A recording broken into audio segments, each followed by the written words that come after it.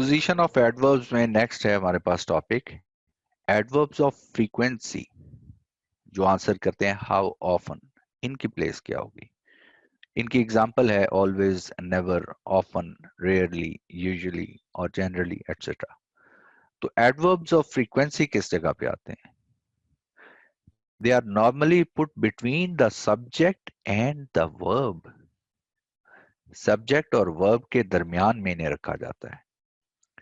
If the verb consist of only one word, ठीक है,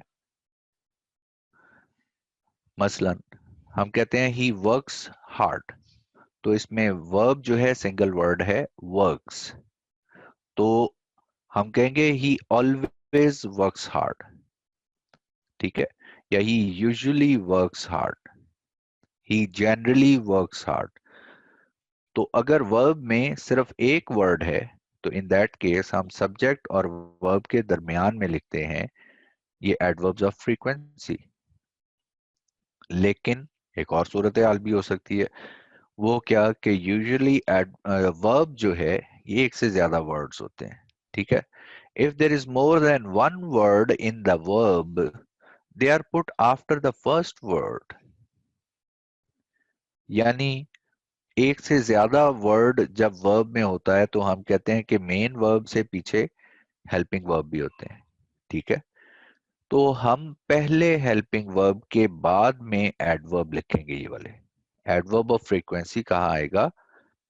जब हमारे पास वर्ब जो है एक से ज्यादा वर्ड से बना हुआ है तो पहले वर्ड के बाद एडवर्ब ऑफ फ्रीक्वेंसी आएगा।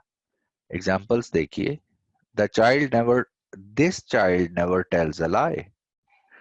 तो आप देखिए वर्ब हमारे पास सिंगल वर्ड है टेल्स, तो in this case adverb of frequency कहां पे आएगा? सब्जेक्ट और वर्ब के दरमियान में। The child never tells, sorry this child never tells a lie, subject और वर्ब के दरमियान में आया एडवर्ब ऑफ फ्रीक्वेंसी।